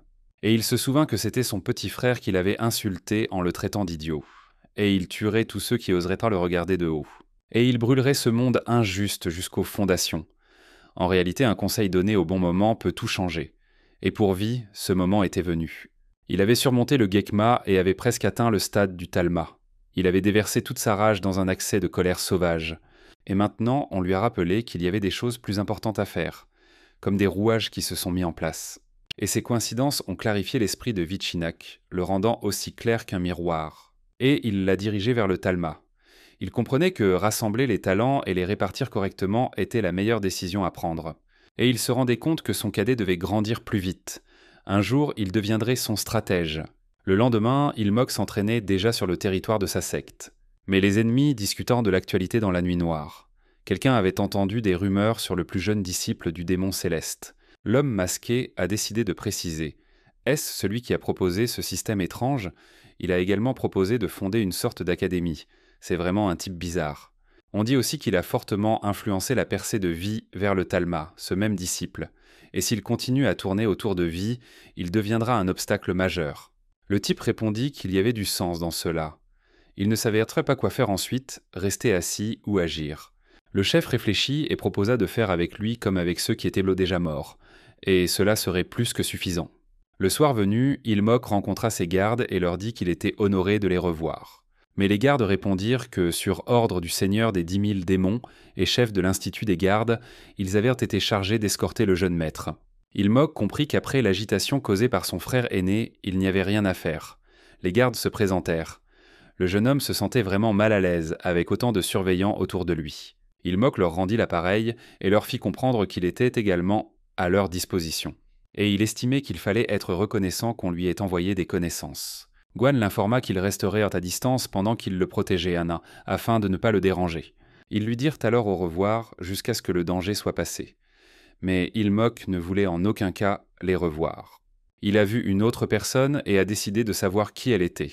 Le garçon a répondu qu'il s'appelait Guoyan Moon et qu'il appartenait à la secte des 100 fantômes. Il a demandé à être aimé et chéri. Ilmok se souvint et demanda s'il appartenait au clan Gouyan, l'une des 5 grandes maisons démoniaques. Oui, et même de la secte des 100 fantômes. Mais que faisait quelqu'un comme lui ici? Moon répondit qu'il avait étudié à l'académie dans la même classe que Aen. Et comme sa camarade de classe était blessée et ne pouvait pas remplir ses fonctions, il en a fait part au chef de la secte, qui lui a gracieusement permis de venir à son secours. Ilmok répondit qu'une seule Madame Shin suffirait, mais bon, il était d'accord et comptait sur lui. Il estimait que personne n'avait pensé à lui demander son avis. Et comme il avait l'approbation du chef de la secte, il pensait qu'il allait simplement observer pour l'instant. Aen informa le jeune homme qu'elle n'avait pas besoin de son aide et qu'il pouvait donc rentrer. Même dans cet état, elle pouvait servir le jeune maître sans aucun problème. Moon répondit qu'elle tenait à peine debout, et comment pouvait-il dire une chose pareille? Mais Aen lui fit comprendre que cela ne le regardait pas et qu'il ne devait pas s'en mêler. Ilmok était surpris et ne comprenait pas ce qui lui arrivait. C'était la première fois qu'il voyait Aen répondre aussi ouvertement à quelqu'un. Moon se décida et lui ordonna de ne pas s'obstiner si elle se sentait faible. Est-ce qu'elle s'entraînait correctement? Depuis qu'ils étudièrent à l'académie, elle n'avait pas changé du tout. Elle avait gaspillé son talent et ruiné son corps. Était-ce là le grand objectif dont elle parlait auparavant? Aen se mit en colère et lui ordonna de se taire. Elle allait s'occuper d'elle-même, donc Moon n'avait qu'à se reposer. Et pourquoi la regardait-il de haut? Moon se gratta la nuque et répondit qu'il ne la regardait pas de haut. Mais il pensait qu'agir ainsi revenait à être un fardeau pour le jeune maître. Et si elle continuait à le servir, que diraient les autres de lui, selon elle? Tout le monde le montrerait du doigt et chuchoterait qu'il y avait quelque chose qui clochait chez ce jeune homme, puisque son serviteur avait cette apparence. Ilmok se mit en colère et lui ordonna de se taire. Voulait-il dire que Madame Shi ne progressait pas en le servant? Moon répondit que ce n'était pas ce qu'il voulait dire. Il avait seulement dit cela parce qu'il était désolé de voir Aen dans le rôle d'une servante, et il demanda pardon. Mais Ilmo dit que, quelles que soient ses intentions, il ne tolérerait plus de tels propos. Et Madame Shin n'était pas du tout un fardeau pour lui. Il n'y avait donc pas lieu de s'inquiéter. Aen réfléchit à ce moment-là et se plongea dans ses pensées. Le maître a vu qu'elle ne lui prêtait pas attention et a décidé de se frapper le visage. Il ne comprenait pas et était en colère que ce soit précisément ici que Moon ait été envoyé. Et comment pouvait-il maintenant détendre cette atmosphère glaciale? Moon prit une décision et dit qu'il transmettrait le message et irait se préparer à accomplir ses tâches. Ilmok fut surpris et lui ordonna de s'arrêter. Il l'avertit que s'il comptait encore raconter des bêtises, il ferait mieux de se taire. Moon s'approcha soudainement d'elle et lui tendit une plante médicinale qu'il avait ramassée en chemin. Il était en effet très occupé et devait retourner à la secte des 100 fantômes. Elle pouvait donc prendre la plante et se rétablir rapidement. Le monsieur était sous le choc et ne comprenait pas de quoi il s'agissait. Mais Aen ne lui prêta aucune attention et continua à vagabonder dans ses pensées. Après cela, Ilmok rencontra Senna et décida de passer du temps avec elle. Mais la jeune fille pleurait et demandait pardon à son frère. Ilmok expliqua que ce qui était arrivé à son frère aîné s'apparentait à une catastrophe naturelle, et qu'il ne fallait pas le prendre trop à cœur. Mais Senna vit un garçon étrange et demanda qui était cet homme. Moon se présenta et expliqua qu'il remplaçait temporairement Aen au service du jeune maître, et qu'il serait ravi de travailler avec elle aussi. Senna a immédiatement demandé à son frère si cet homme pouvait le servir à la place de cette fille. Elle le trouvait bien meilleur que cette Shin. Ilmok se souvint alors que Chin se comportait très mal avec elle. Et, honnêtement, s'il avait eu le choix, il aurait aussi voulu que Moon devienne son serviteur. Depuis que Chin s'était de retirer, les entraînements étaient en devenus beaucoup moins difficiles. Et voilà qu'un nouveau venu est arrivé, que l'on pouvait taquiner. Le problème, c'est que ce garçon apparemment bon enfant, au visage aimable, il ne montre sa méchanceté qu'à l'égard de Shin.